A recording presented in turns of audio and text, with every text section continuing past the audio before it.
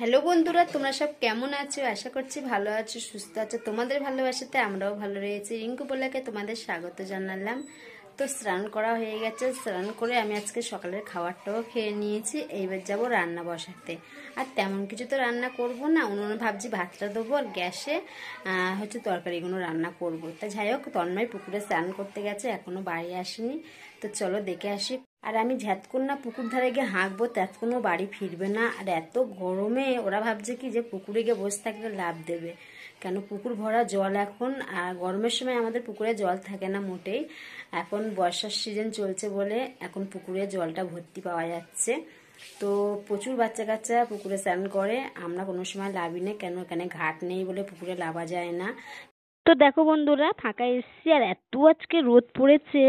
তো তন্ময়কে ডাকার জন্য আমি পুকুরের পাড়ে চলে এসেছি প্রায়। আর কাকিমারা বাড়িতে নেই, ওরা সব মাঠে গিয়েছে, কেন এখন শুকোর সময় রোদ পড়লেও কিন্তু মাঠে প্রচুর মানুষের কাজ রয়েছে এখন। আর দেখো পুকুরটা কিন্তু ভর্তি এখন জলে, কিন্তু গরমের সময় মোটেই জল থাকে না। অবশ্যই এই পুকুরটায় মাছ ছাড়া রয়েছে বলে জল দিয়ে রাখতে হয়, কেন মাছগুলো আবার জল অল্প হয়ে গেলে মাছগুলো সব মরে যায়। তো ওই জন্য আর কি পুকুরটা সবসময় জল দিয়ে ভর্তি করে রেখে দেয়। এতটা জলটা হয়তো থাকে না, কেন কিনা জল কতটা দেবে বলো। তো তন্ময়কে কতবার ধরে ডেকে যাচ্ছি, কিছুতেই ও কিন্তু পুকুর থেকে উঠে আসছে না। যেই আমি ডাকি সেই ডুব মারে। মানে তখন পরে এসে বলবে যে তুমি ডেকেছো কোথায়।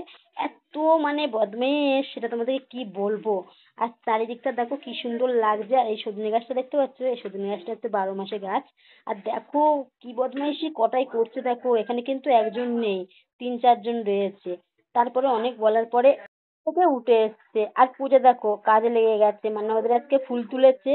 ও হচ্ছে কি ফুল গাঁথার যে সুতুলিগুলো বাঁধতে হয়, সেই সুতুলিগুলো বাঁধছে। বিকেলবেলার টাইমে আমি একটু ছাদে চলে আসলাম। অনেক দিন পরে কিন্তু এই পুচকে মেয়েটা আমাদের ছাদে এসছে। গোপালটা মায়ের সাথে আসে আমাদের বাড়ি, কিন্তু এই পুচকে মেয়েটা আসে না, খুব কম আসে। আজকে ওর মাকে বায়না করলো যে আমি ছাদে আসবো, বলতে পারে না, ইশারা করে দেখাচ্ছে।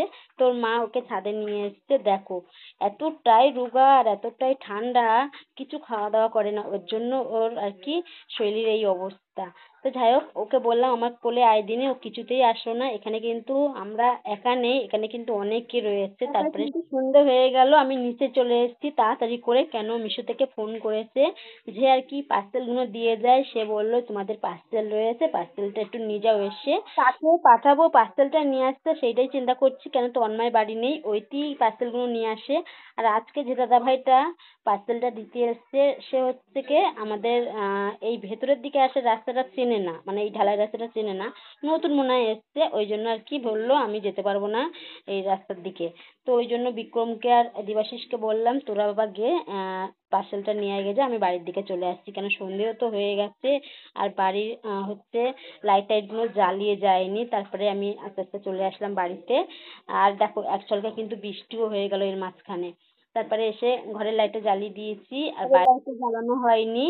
আর ঘরদোরের অবস্থা কিন্তু খুবই খারাপ, কোনো এখনো গুছানো কি ঝাঁটফাট দেওয়া হয়নি। আর বাইরের দিকে একটু চেয়ে দেখলাম, দেখো ভালোই সন্ধে হয়ে এসছে। তারপরে আমি ঘরের দিকে গিয়ে বাইরের লাইটটা জ্বালিয়ে দিলাম, দিয়ে বিকালের কাজগুলো সন্ধেবেলা সেরে নিলাম।